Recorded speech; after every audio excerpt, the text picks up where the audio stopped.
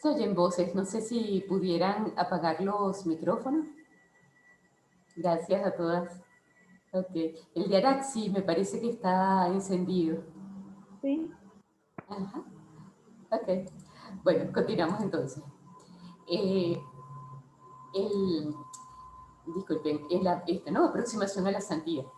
Para gente que se equivoca. Entonces, ¿qué es lo que ocurre? Este título, lo que quisiera como reflejar es que a veces tenemos una idea equivocada de la santidad, como de personas perfectas que no se equivocan nunca, que todo lo hacen bien, y uno se siente entonces como un poco lejano. Entonces, quisiéramos en este rato en el que vamos a estar juntos, pues tratar de desmontar esa idea. Entonces, santidad para todos, para la gente que está en el medio de la calle, para la gente que, pues bueno, no le alcanza el tiempo, que tiene que hacer frente a 7 cosas distintas, que el día no le alcanza. Verdaderamente una persona así puede aspirar a la santidad porque quizá uno tiene en el subconsciente la idea de que la santidad está como relacionada con mucho tiempo rezando, ¿no? Mucho tiempo, pues bueno, el rosario, ir a la misa, pues bueno, no sé, como personas que si tienes muchos trabajos y muchas cosas, pues realmente como que no tienes tiempo para dedicarte tanto a Dios, ¿no? Y eso también es otra de las ideas que quería que conversáramos un poquito. Entonces, santo yo, es decir, esa llamada a la santidad es para una persona como yo, que tiene mi trabajo, que tiene la familia que yo tengo, que tiene los problemas que yo tengo, que tiene la salud que yo tengo, ¿no? O la falta de salud, lógicamente, ¿no? Santo yo, ¿cómo hago, no? ¿Será que uno está esperando para buscar la santidad el momento adecuado, aquel momento en el que yo no tengo problemas? Realmente, pues entonces nunca podríamos aspirar a la santidad, una gente que está en la vida ordinaria, ¿no? Entonces, aquí hay algunas ideas que quizá tenemos en el subconsciente y que no nos permiten comprender a fondo que la santidad es para nosotros y no más adelante, sino ahora. Pues vamos a irlas viendo, ¿no? Dios, uno puede pensar, ¿no?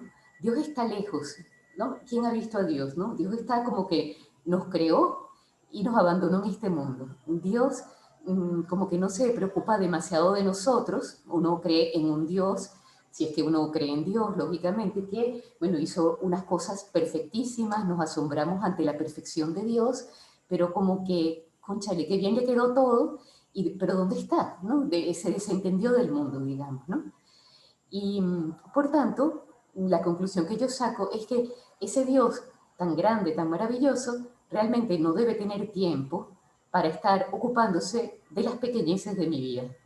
O sea, Dios no sabe lo que a mí me pasa y mi acceso a Él, pues no sé cuándo será que yo pueda acercarme a Dios, porque realmente es como que tuviera que abrir un espacio especial para encontrarme con Él, ¿no? Porque lo tengo que buscar, no lo siento cerca, ¿no? Esto pudiera ser una de las dificultades que se nos presenta.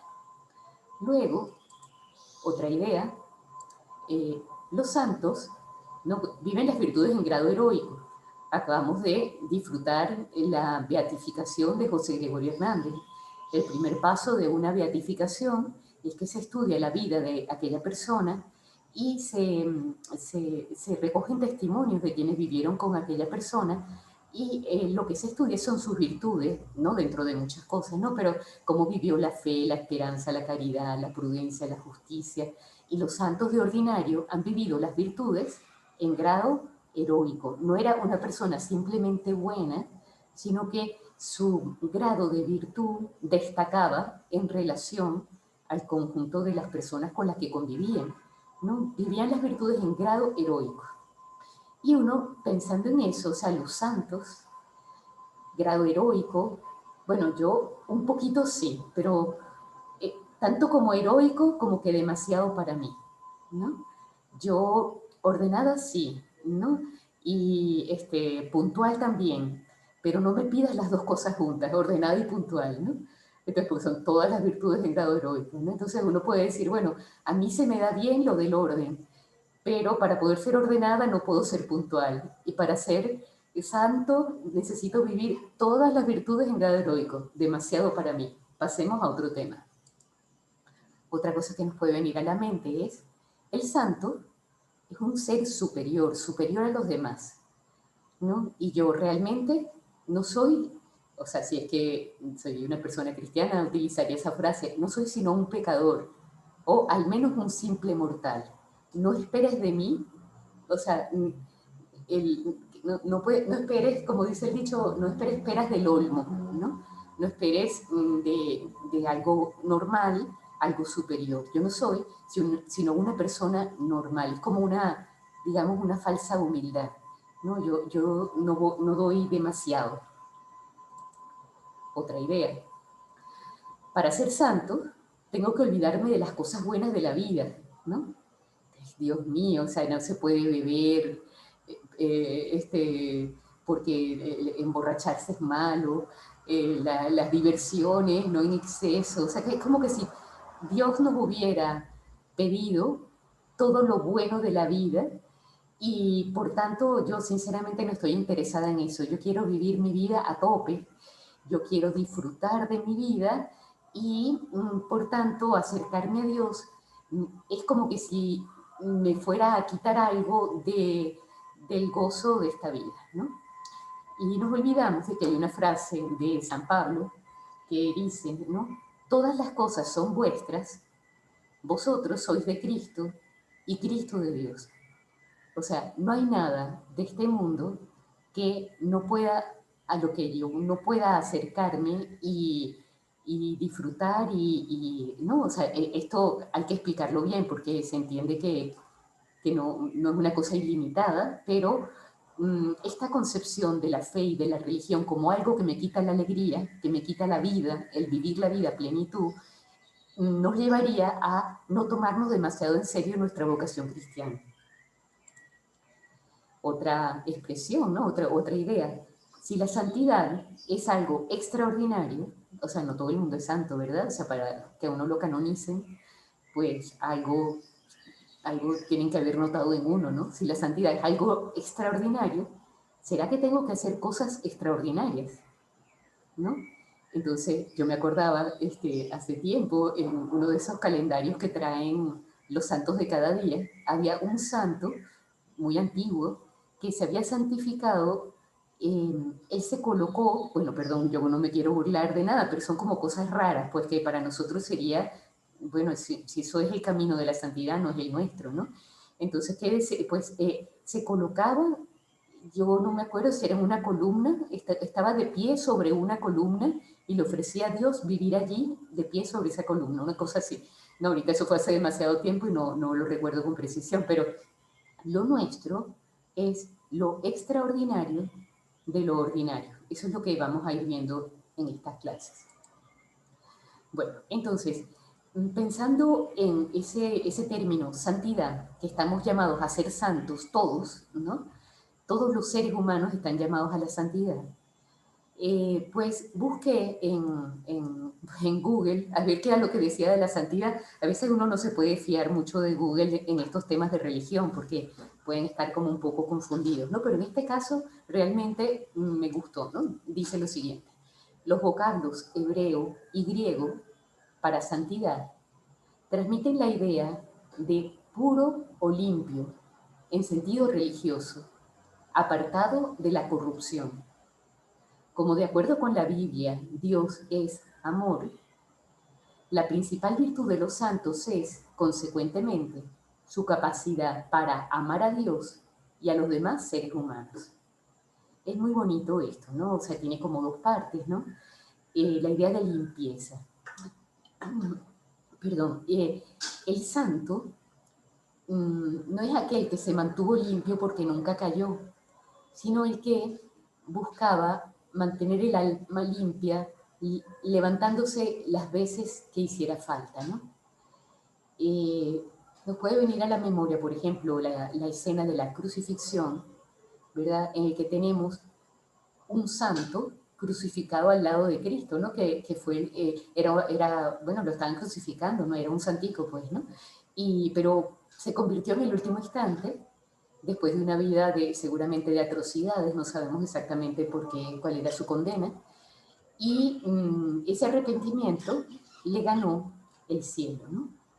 Entonces, no se trata de tener como una hoja de servicios inmaculada, como un currículum vitae de esos que echan fuego de la cantidad de cosas espectaculares que uno hizo, ¿no? No, se trata de aprender a amar. Es decir, como Dios es amor, la principal virtud de los santos es, consecuentemente, su capacidad de amar a Dios y a los demás seres humanos. Es decir, para ser santo, no necesariamente yo tengo que haber hecho 8 posgrados, ser muy inteligente, tal.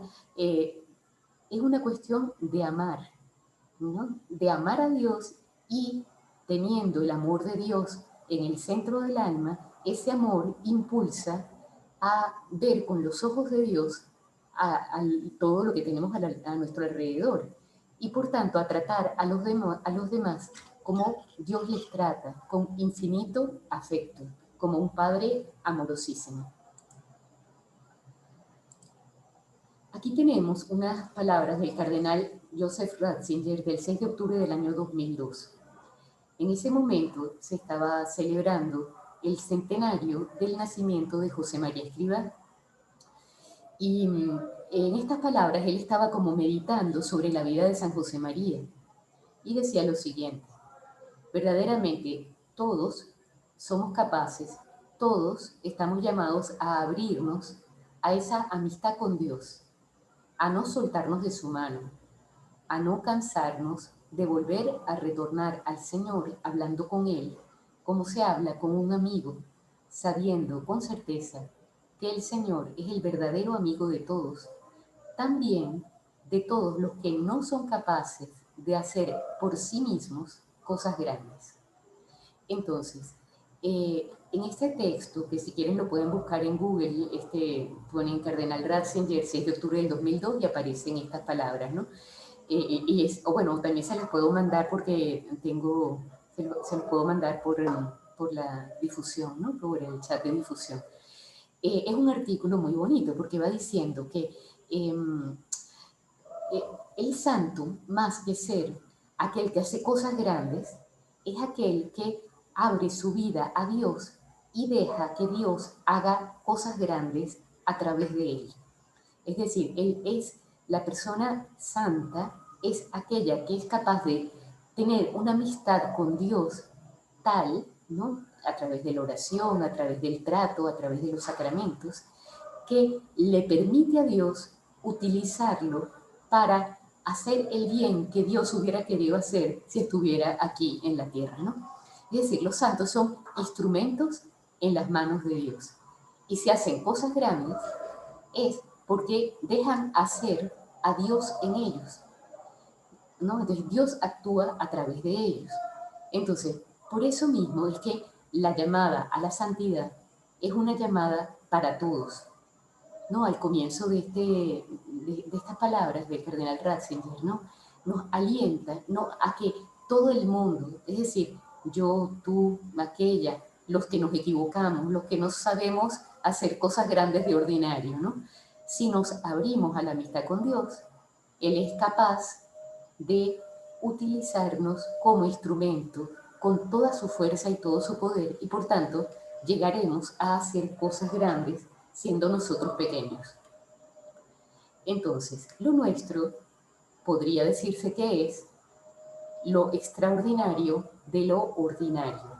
Es decir, hacer lo ordinario, que es lo nuestro de todos los días, el trabajo, las relaciones humanas, el descanso, la piedad, todo, las fiestas, las alegrías, las tristezas, todo. O sea, realizar de un modo extraordinario lo ordinario.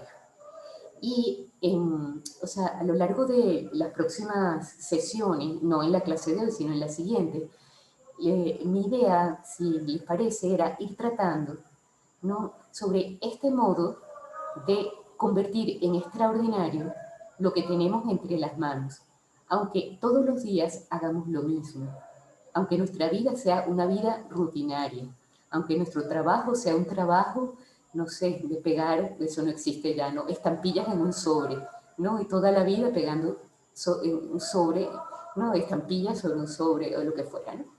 Entonces, lo extraordinario lo da el amor que se pone en aquello que hacemos, el amor a los demás y el amor a Dios. Es decir, que una madre cuando prepara el café en la mañana y lo prepara con ese sentido de afecto a su familia, aunque tenga 30 años preparando el café en la mañana, hay algo extraordinario en lo ordinario. Y eso es lo que, esa es la santidad a la que estamos llamados. Vamos a ir viendo, ¿no? Porque no se trata solo de preparar bien el café en la mañana. Muy bien. Para esto quería que repasáramos unas nociones de base que quizá a primera vista no parece que estén relacionadas con el tema de la santidad, pero que pensaba que si no las tenemos claras, probablemente no podamos entenderlo a fondo, ¿no? Son nociones de filosofía, ¿no? O de teología que pueden darnos luces, ¿no? Bien, entonces, todo lo que existe, existe porque ha sido creado. ¿Qué significa creación? ¿No? Hay personas que se plantean que el mundo es eterno, que nunca comenzó, ¿no? Que es producto del azar y de fuerzas no inteligentes ni de la intervención directa de un creador, ¿no? Esto hay argumentos de tipo filosófico que reflejan que todo lo que es tiene que haber comenzado a ser en algún momento. O sea, pasar del no ser al ser no se da sin intervención de un tercero. O sea que todo lo que es por otro. Esto requeriría más explicación, pero estoy intentando explicar un poquito la creación. Entonces, si hay algo, ¿no? Ese ser recibe su ser de otro, ¿de acuerdo? Entonces, eh, cuando una cosa comienza a ser, es de una determinada manera. No es lo mismo ser un pájaro. Bueno, aquí por mi casa tenemos guacamayas y tenemos también samuros, ¿verdad? No es lo mismo el ser del samuro del ser de la guacamaya. Totalmente distinto, los colores, el modo de volar, todo es absolutamente distinto, ¿no? Entonces, cuando se recibe el ser, se recibe de una manera concreta, según una naturaleza en el lenguaje filosófico. Es decir, hay seres animales, ¿no? Vegetales, minerales, ¿no? Humanos, son que reciben el ser de maneras distintas. Los grados de vida, o sea, la piedra, su ser es más imperfecto que la guacamaya, ¿de acuerdo? Y eso se ve claramente, no hay que explicarlo mucho, ¿no? Entonces, en todos los seres hay una perfección primera y una perfección segunda. Podemos pensar, por ejemplo, en una semilla, ¿verdad? La semilla de un árbol, que es pequeña, pero en esa semilla está todo aquello que un árbol, bueno, que llegará a ser más adelante, ¿no? O sea, una semilla de un samán, la semilla en sí misma es muy pequeña y el árbol, el samán, es una enormidad. Y en aquella semilla está todo, ¿no? Bueno, también requiere un entorno, lógicamente, pero allí está todo lo que está en potencia, todo lo que luego llegará a ser en acto. Entonces existe una perfección primera, que es la que se recibe con el acto de ser, y una perfección segunda, que es aquella que se alcanza cuando se llega a ser aquello que uno ya era desde el comienzo, ¿no? Que venía inscrito en su propia naturaleza. Aquí podríamos hablar de los genes y eso, pero estoy hablando desde un punto de vista filosófico y no biológico. ¿Bien? Entonces, en el caso de los seres humanos, ¿verdad? Hay una perfección segunda que es aún más perfecta que en el caso de los seres vivos, por ejemplo, ¿no? Un árbol, como decíamos antes, que primero es semilla y después es un samán. En el caso del hombre, la persona se perfecciona a sí misma por la libertad, ¿no? Los únicos seres libres, ¿no? Seres materiales libres, son los hombres. El hombre es capaz de hacerse a sí mismo mejor o peor por sus propios actos. Una persona que obra bien se hace buena. Ya era buena de antes, solo por el hecho de ser, ¿no? Una cosa que es, bueno, allí habría que explicar más cosas, pero bueno, es buena, ¿no? Pero puede haber una bondad primera y una bondad segunda. Entonces, perdón porque no quiero como extenderme en esto, ¿no? Lo que quisiera decir es que eh, la santidad viene por aquí. Es decir, cuando una persona en el uso de su libertad, en su buen obrar, se perfecciona a sí misma, se hace mejor, es o sea, tiene la misma dignidad que, bueno, que un asesino. Vamos a ver, hay una dignidad base por el hecho de ser ser humano, ¿no? Y hay una dignidad y una perfección que viene por el buen obrar, o una imperfección y una maldad que viene por el mal obrar. ¿Bien? Entonces, bueno, y aquí hemos ido hablando de naturaleza y de bien, ¿verdad? Y quería también como repasar un poquito, ¿no? La finalidad, es decir, mm, todo lo que tiene un ser, ¿no? Está mm, dispuesto a desarrollarse, tendiendo, ¿no? Dirigiéndose a aquello hacia lo cual había sido preparado, ¿no? Es el ejemplo que ponía al comienzo del árbol. La semilla de samán no va a dar un araguaney, lo que va a dar es un samán. El punto final hacia el que él se dirige es el samán en todo el despliegue de su belleza, de su frondosidad, de sus flores, de bueno, esa preciosidad de su sombra, de los pájaros. Bueno, entonces, la finalidad, ¿no? Vendría a ser aquel punto hacia el que se dirige, ¿no? La plenitud que debería alcanzar aquello cuando aún todavía no se ha desplegado, digamos, ¿no?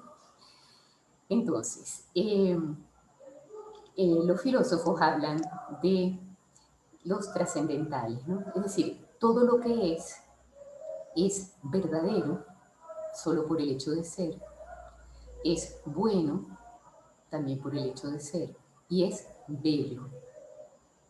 Bien, esto en otra oportunidad podemos hablar más de estas realidades filosóficas, ¿no? Pero bueno, entonces, como decíamos antes también, los seres humanos adquieren esa perfección segunda por sus buenas obras que realizan en libertad. Se construyen a sí mismos, se perfeccionan a sí mismos con sus buenas obras. Bien, entonces, aquí vamos a ver lo siguiente, vamos a ponerlo todo junto. Entonces, ya hablando de la persona, del ser humano, del hombre, ¿no? Del hombre, de la mujer, lógicamente, decimos hombre por poner el genérico, ¿no? Entonces, bueno, ¿cómo estamos constituidos? ¿No? Nuestra constitución personal es de alma y cuerpo. En el alma, que es espiritual, es decir, no es material, sino espiritual, el alma tiene dos potencias, es decir, dos capacidades, que son la inteligencia y la voluntad. La inteligencia busca la verdad y la voluntad busca el bien. El alma y el cuerpo están perfectamente compenetrados. Tan es así que cuando el alma se separa del cuerpo, deja de informarlo, sobreviene la muerte y el cuerpo se descompone. Pero el alma humana, como es espiritual, no se descompone y permanece, ¿no? Okay. Alma y cuerpo van acompañados de la afectividad. Es decir, en el hombre, toda la actuación, ¿no? De su inteligencia y de su voluntad no puede separarse de su afectividad. Es decir, sus sentimientos van unidos en toda su actuación. No se puede como separar como si fueran fibras distintas: inteligencia, voluntad y afectos, ¿no? Entonces, para que la persona pueda irse perfeccionando, ¿no? A hacer obras buenas. Esas obras buenas, cuando se van repitiendo, se constituyen en hábitos, ¿no? Entonces, los hábitos, que serían propiamente las virtudes, ¿no? Perfeccionan la inteligencia, la voluntad y estructuran a la persona de una manera armónica. Es decir, lo propio de una persona virtuosa es que hay como una armonía en su actuación, como una ponderación, como una, o sea, cuando está triste llora, cuando hay motivo para estar alegre se alegra, cuando hay motivo para estar bravo se enfurece, pero no hay como, o sea, no es como un piano desafinado, ¿no? Que cuando se toca suenan cosas raras, ¿no? Sino que la persona virtuosa es, digamos, la persona normal, es decir, que su inteligencia busca la verdad y rechaza la mentira, su voluntad desea el bien y rechaza el mal, y su afectividad acompaña. O sea, cuando consigue la verdad y busca el bien, se goza en aquello, ¿no? Entonces, cuando hay desorden, cuando se encuentra el gozo en lo que no perfecciona a la persona. Entonces, en vez de tener, digamos, virtudes que lo perfeccionan, lo que se tienen son defectos que lo llevan a uno por caminos poco adecuados, ¿no? Esto estamos hablando en un plano natural. Esta es la persona, todo el mundo, digamos, es decir, todos los seres humanos están constituidos de esta manera. Y eso no solamente ahorita, sino que desde, o sea, Aristóteles, ¿no? Que ya estamos hablando de 4 siglos antes de Cristo, habló de todos estos temas con una precisión increíble, ¿no? Las virtudes de la prudencia, de la justicia, de la fortaleza y templanza, como,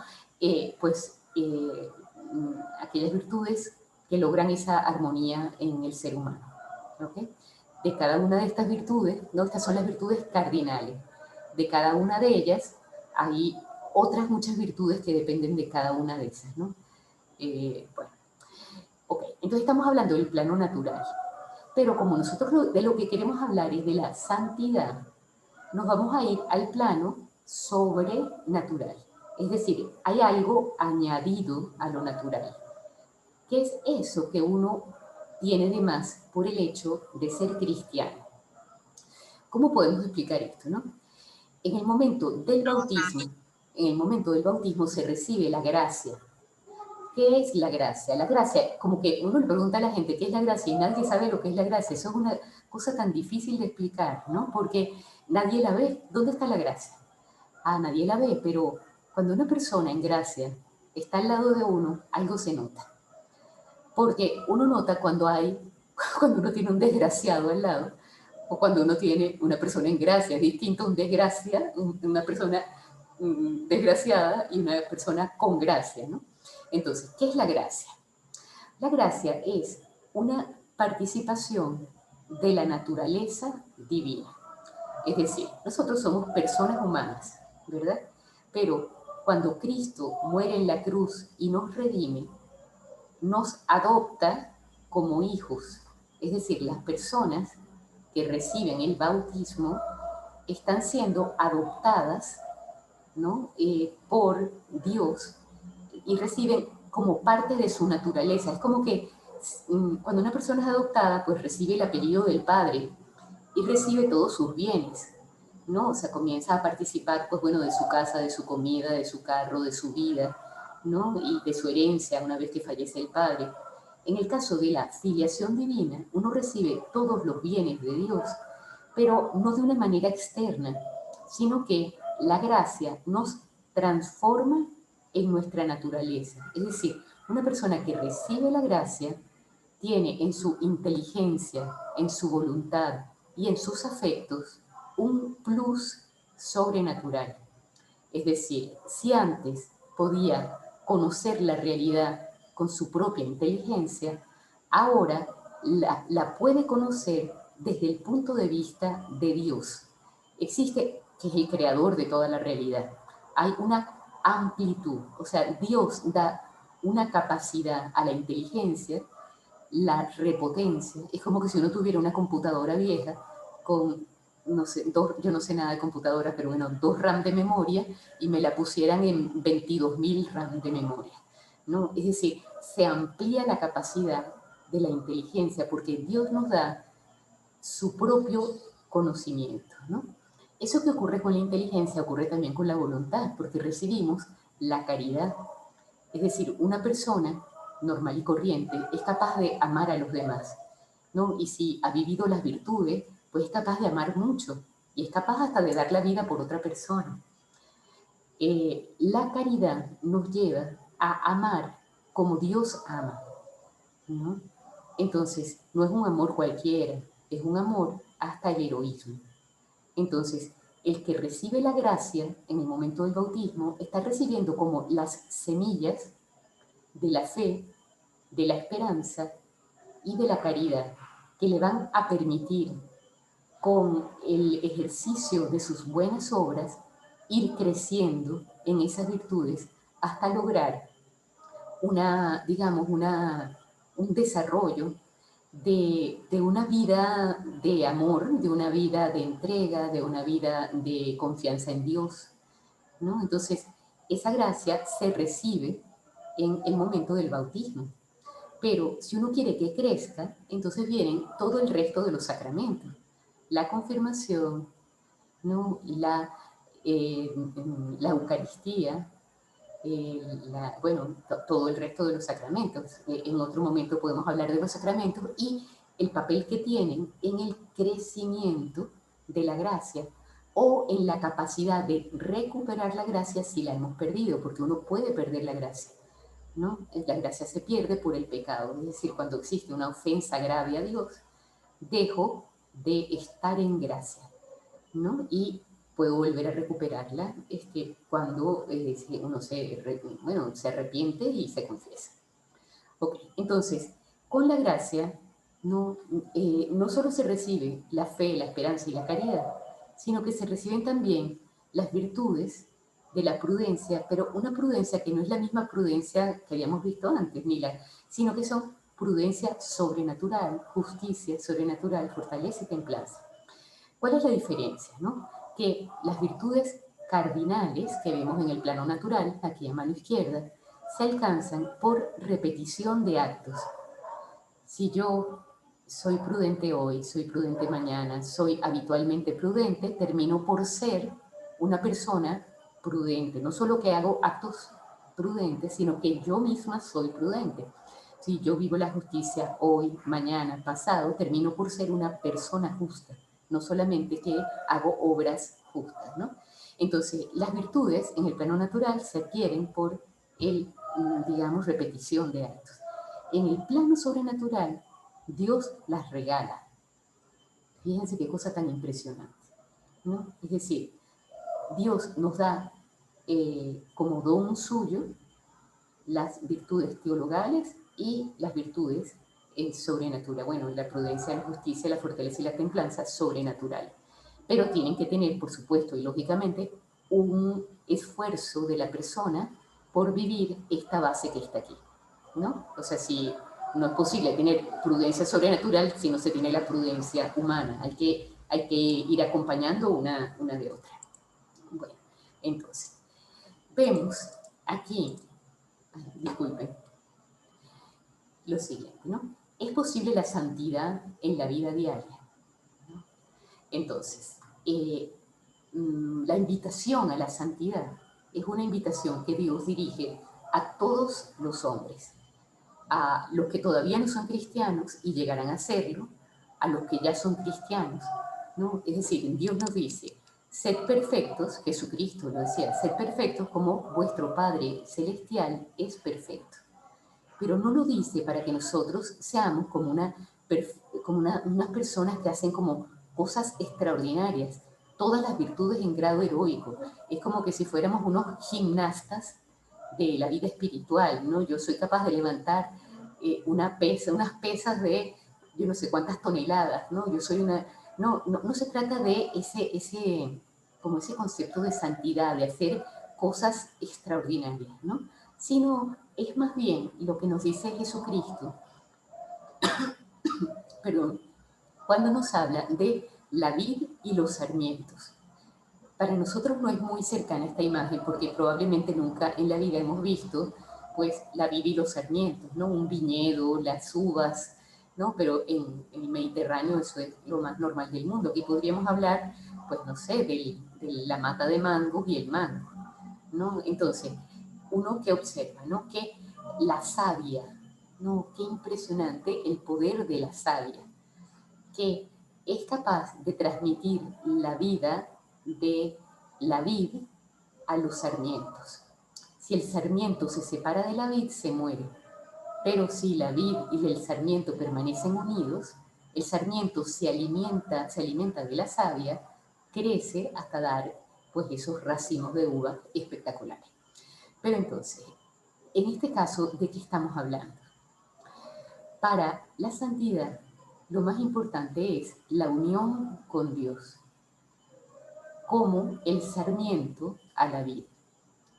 Es decir, cómo se da la unión con Dios a lo largo del día, cuando yo no me acuerdo ni cómo me llamo, se me echó a perder el carro, no hay gasolina, tengo que llegar al trabajo, tengo el problema con esta persona, mis hijos están desesperados de no sé qué.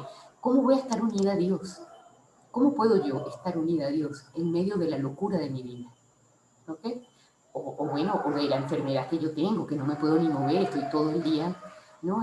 No, porque a veces, o sea, el tema es aprender a encontrar la unión con Dios en cada una de las cosas que vamos haciendo, ¿no? Y no es una cosa como de algo muy difícil, ¿no? Porque Dios está oculto en lo pequeño, Dios está en lo más profundo del ser de cada cosa que existe, porque Él es su creador, está en su belleza, está en la alegría de una persona que está al lado de uno, está en el dolor que sentimos cuando fallece una persona. El tema es descubrir cómo es que Dios está allí, porque Dios no es un ser que nos puso en el mundo y se fue a hacer otras cosas. Dios conoce perfectamente nuestros propios corazones, nuestras propias realidades y nos espera en el trabajo, en la familia, en las personas que conocemos. Está allí esperando a cada persona, ¿no? Entonces, eh, es importante saber que la vida humana tiene que ser una vida con grandes ideales. Las personas no podemos reducirnos a, pues bueno, no sé, a que vayan pasando los días, porque Dios nos ha creado para algo muy grande y eso se refleja en el espíritu humano. Siempre tenemos como ansias, anhelos de saber más, de querer más, de, de que las cosas sean mejores, de que el mundo cambie. Entonces, es bueno fomentar ideales humanos y divinos. Es decir, es bueno soñar con un mundo mejor, es bueno soñar con una familia mejor, es bueno soñar con una sociedad mejor y es bueno soñar con todo lo bueno que yo puedo llegar a ser. Porque aquí entra entonces la parábola de los talentos, ¿no? ¿Se acuerdan que es un rey que se tiene que ir y tiene 3 empleados de confianza, a uno le da 5 talentos, al otro le da 2 y al otro le da 1. El que tenía 5 talentos lo puso a producir, bueno, ustedes todos ustedes recuerdan pues esta parábola, ¿no? ¿Qué es lo que ocurre? Que aquella vida que Dios nos da, aquellos talentos que Dios nos da, los podemos, con la gracia de Dios, multiplicar para ponerlos al servicio de aquellos grandes ideales. Esto tiene que ver con aquellas frases de Ratzinger que leíamos al comienzo, porque Dios quiere hacer cosas grandes con nosotros, pero nosotros somos pequeños. Entonces, hay como esos dos aspectos que decía Ratzinger, ¿no? Esa abrirnos a Dios, estar en contacto con Él, de vivir de su presencia y dejarnos llevar por Él para hacer cosas grandes. Cosas grandes que no tiene que ser que, bueno, que llegamos a presidente de la República, ni que le repartimos las vacunas a todos los que no las consiguieron. No, no. cosas grandes, esos hijos, ¿no? Hacer de ellos las personas con las que Dios sueña, ¿no? Ese trabajo que tenemos entre manos, que nos cansa, pues que sea de verdadera utilidad para las personas con las que, bueno, de las que dependemos o a quien vamos a prestar un servicio. Grandes ideales humanos y divinos. Y pongo divinos porque esa cercanía de Dios nos ensancha los horizontes. Cuando nosotros pensamos a lo divino, nuestra vida adquiere un color y una perspectiva que perdemos cuando nos quedamos como con la pared pegada a la nariz, ¿no? Que no, los problemas, que no salimos de los problemas, ¿no? Entonces, la santidad tiene que ver con la identificación con Jesucristo, que es perfecto Dios y perfecto hombre. Es decir, que buscar vivir virtudes heroicas, ¿no? Por amor de Dios, no por lucirnos nosotras, no por un éxito humano, digamos, sino por aquella llamada a poner nuestra vida al servicio de los demás, ¿no? En la medida en que yo estoy más preparada profesionalmente, humanamente, en mi carácter, en la medida en que quito las aristas de mi carácter que no me permiten acercarme a los demás del modo oportuno para comprender, para servir, ¿no? Todo esto lo podemos vivir, ¿no? Es el proceso de identificación con Jesucristo, perfecto Dios y perfecto hombre, ¿no? Lograr tener en nuestro corazón los mismos sentimientos que tuvo Cristo en esta tierra, ¿no? Bueno, todas las realidades humanas le interesan a Dios. Familia, amistades, trabajo, salud, proyectos. Esto podríamos leerlo todavía con mayor concreción. Todas mis realidades humanas le interesan a Dios.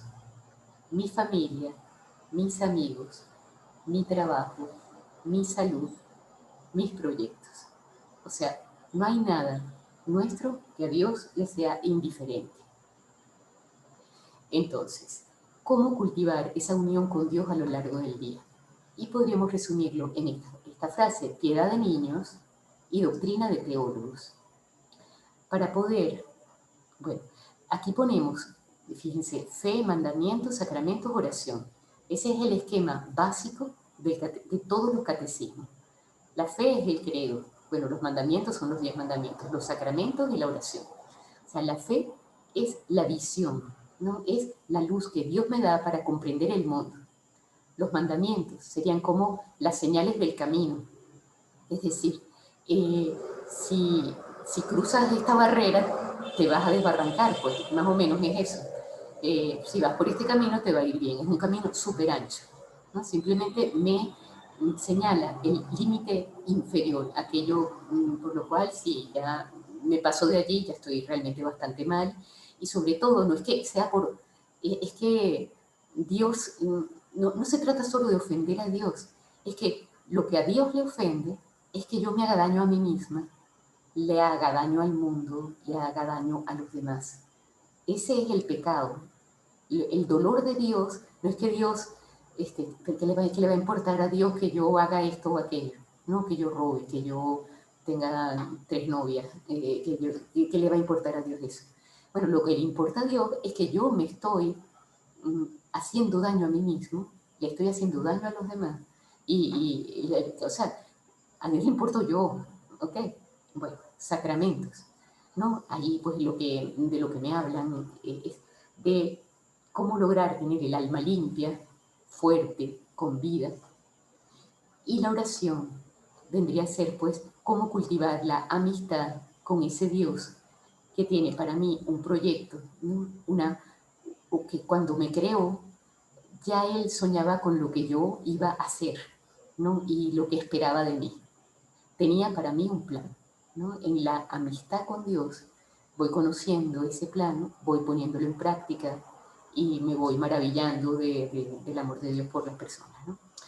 Para todo esto hace falta un acompañamiento espiritual, y un estudio habitual de la doctrina, un acompañamiento espiritual que es que muchas veces no somos buenos guías de nosotros mismos.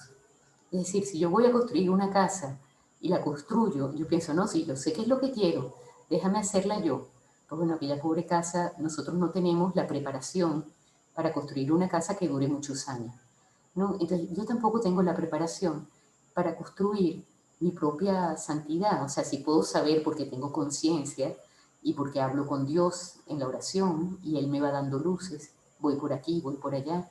Pero lógicamente todo eso se facilita muchísimo con este acompañamiento espiritual, que es una persona que ya va más adelante en el camino que nosotros y que nos da una mano para que no nos descaminemos, pues que no nos perdamos, que no perdamos el tiempo, que vayamos más rápido. Y el estudio habitual de la doctrina, ¿no? Porque la santidad no es una cuestión de, no sé, una persona no es más santa porque tenga 15 estampitas de la Virgen, 14 de San José, hace 27 novenas diarias. O sea, una piedad que es acumular devociones no significa santidad, ¿ok?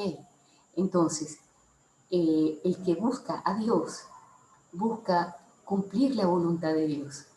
Si yo rezo 30 novenas diarias, pero no cuido de mi esposo ni de mis hijos y no preparo bien la comida y soy mala en mi profesión, pues nada que ver. O sea, no he entendido nada. ¿Okay? Bueno, entonces, ya terminamos con esto. Eh, Cristo, perdón, creo que esta lámina se comió un pedacito. Voy a salir, perdonen un segundito. Aquí.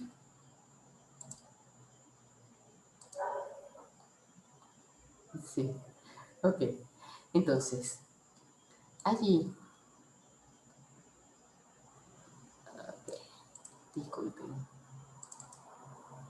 allí donde están vuestras aspiraciones, vuestro trabajo, vuestros amores, allí está el sitio de vuestro encuentro cotidiano con Cristo. Es en medio de las cosas más materiales de la tierra donde debemos santificarnos, sirviendo a Dios y a todos los hombres. En la línea del horizonte, hijos míos, parecen unirse el cielo y la tierra, pero no, donde de verdad se juntan es en vuestros corazones, cuando vivís santamente la vida ordinaria. Esas son unas palabras que probablemente ustedes, algunas de ustedes conocen de San José María, en esa humildad, amar al mundo apasionadamente, donde nos refleja que el encuentro con Dios no se da para las personas que tenemos vocación para estar en la vida diaria, ¿no? Porque bueno, hay otras personas que Dios les llama a apartarse del mundo, pero la gran mayoría estamos viviendo pues todos los días nuestra vida, ¿no? Aquí entre los demás, ¿no? Entonces, allí donde están mis aspiraciones, mi trabajo, mis amores, ese es el lugar de mi encuentro con Cristo. Entonces, ese va a ser el tema de las próximas clases. El encuentro con Cristo en el trabajo, el encuentro con Cristo en la familia, etcétera, ¿no? En las relaciones con nuestras amistades. Entonces, bueno, muchísimas gracias por acompañarnos en el día de hoy.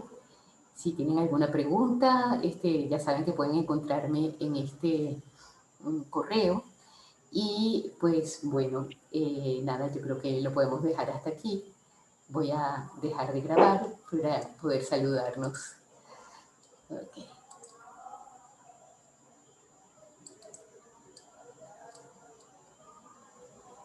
Ok, muy bien. Ay, perdón, que no he dejado de grabar. Disculpen, pausa, stop.